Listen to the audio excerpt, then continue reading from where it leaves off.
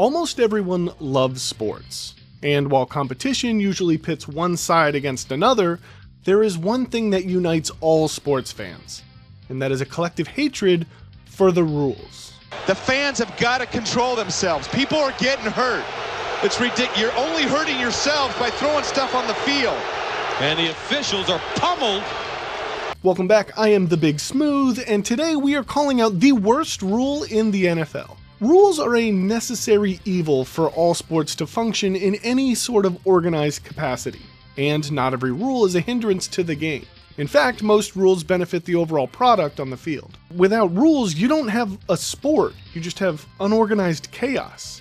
I mean, hell, even board games have rules. Unless you're playing with my brother, in which case, there are no rules. There's no rules! But the overall sentiment towards the rules and the people who enforce them are generally very negative. And that's because not all rules are good. Damn it! Is that goal regulation size or what? Gee! Whether it be how a rule is written, interpreted, or enforced could leave the door open for the rule to be exploited, or worse, affect the outcome of games. And that can leave a very bitter taste in the mouths of fans and players alike. Now, there are a lot of questionable rules throughout all sports, and I think I might turn this into a regular series on my channel because I already have a few bad rules in mind. But if you have a specific rule that you can't stand, leave it in the comments below and subscribe to potentially see me break it down in a future episode. Now, back to this episode. In recent years, the NFL has seemingly been plagued by controversial officiating. Referees appear to be injecting themselves into the game more often than I remember. Even retired referees are regularly scratching their heads on some of these calls. But there is one specific rule that I genuinely cannot stand in the NFL, and that rule is defensive pass interference on an underthrown pass.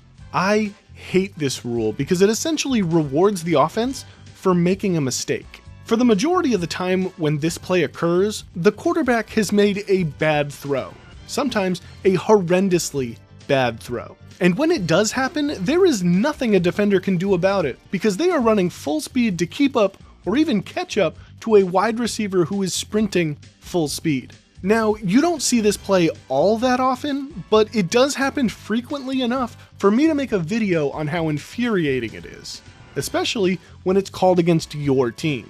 For context of this play, the wide receiver is running a deep route, turns to spot the ball, and when the ball is underthrown, the receiver must make an adjustment back to the ball, and now the defender's momentum takes him into the receiver. Flags are thrown, and not only is it an automatic first down, it is also a spot foul, which means the ball is placed at the point of contact, which might be my biggest gripe with this play. A play like this one can easily change the outcome of a game. And with the way the rule is written, there is virtually nothing the defender can do to stop it. So let's quickly break down a few plays where this has happened to see if there is any way we can improve this specific rule. We start in Atlanta on New Year's Day 2017 for a Week 17 matchup between the Falcons and the Saints. Late in the first quarter, Matt Ryan drops back to throw a deep ball to Julio Jones. And that pass is slightly underthrown, causing Julio Jones to adjust by slowing down. Meanwhile, Roman Harper is defending the pass here, and as you can see, he turns his head last second to locate the ball. This is exactly how you are supposed to play this as a defender. Now, usually if you manage to get your head around as a defender, the refs are pretty lenient when it comes to contact with a receiver because at that point the contact becomes incidental. But in this case, since Julio Jones slows down pretty drastically because the ball is underthrown, the contact happens relatively early compared to when the ball arrives. And the result is Harper is flagged for pass interference. The Falcons would score a touchdown 5 plays later, in large part because they gained 46 yards on this underthrown ball. Alright, next clip.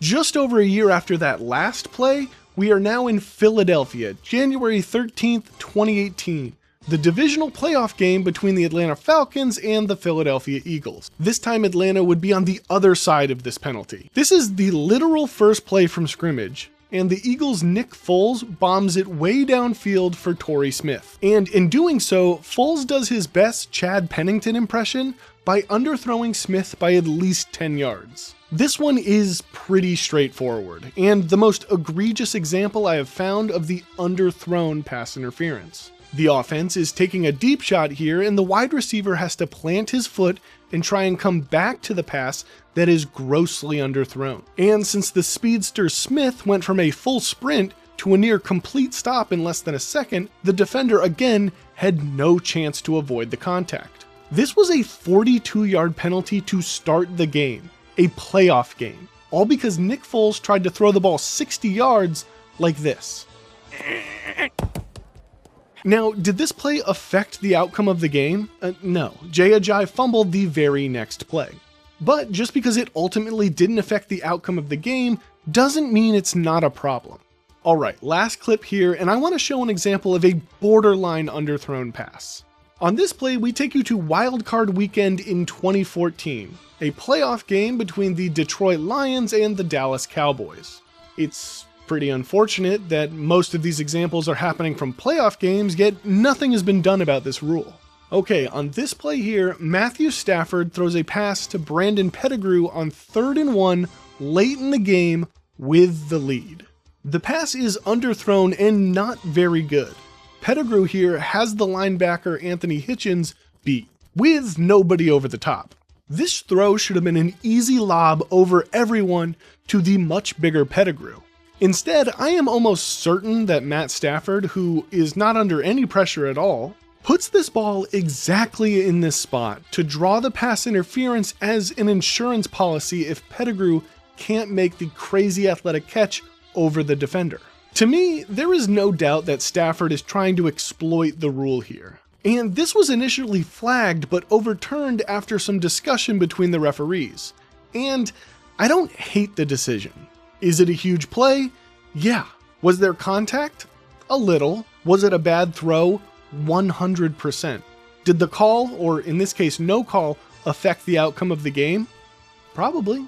I think the refs technically made the wrong call here, if you're going by the letter of the law, which is the NFL rulebook.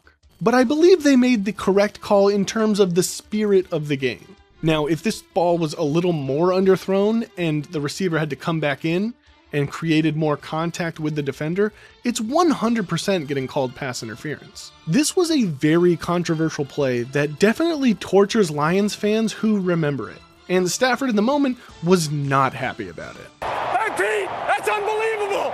That's unbelievable, and you know it. You know it is, though. I know. How does that get overturned? How does that get overturned? Hey, that's unbelievable. Now, usually when there's a controversial play because of a ruling on the field, the NFL is very quick to change or clarify the rule in the offseason with the rules committee.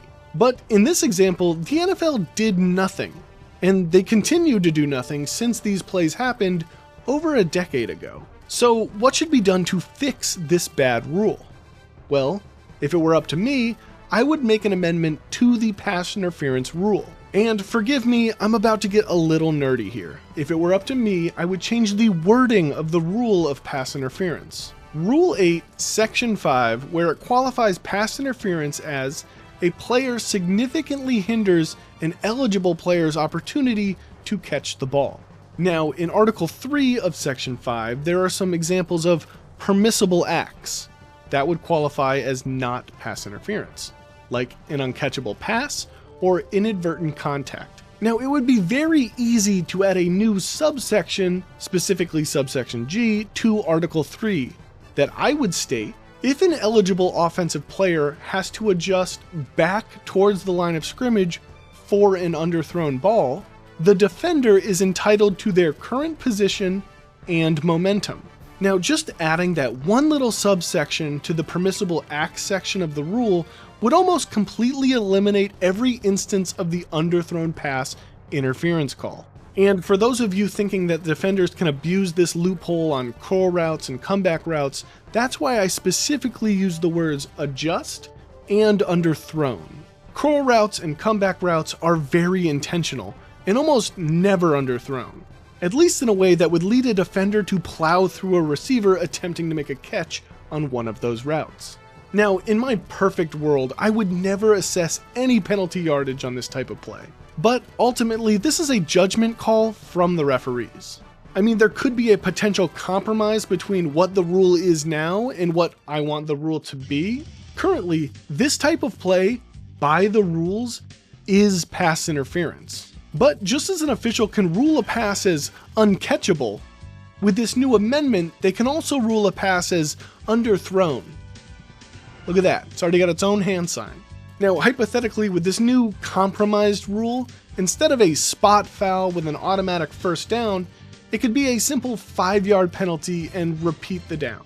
That way, yes, technically it was pass interference, but you're not completely changing the game on a play where the offense is rewarded for a bad pass, sometimes in excess of 40 yards. Playing defense in the NFL has gotten harder year after year for the past 2 decades. Every offseason, the Rules Committee tweaks the game to favor the offense in the name of excitement, which really just means more points. And at this point, being a defensive back in today's NFL is borderline impossible. So it's long overdue for the defense to catch a break instead of the offense getting bailed out time after time for bad throws. Hey, you made it to the end of the video. Proud of you. Thanks for letting me get that off my chest because I absolutely hate that rule. Let me know what you think of the underthrown pass interference in the comments down below. And tell me what your least favorite rule in sports is. It can be any rule from any sport, and maybe I'll rant about it in another Bad Rules video. But be sure you're subscribed so you don't miss it. And if you want, you can also check out some of my other videos here and here. Well, other than that,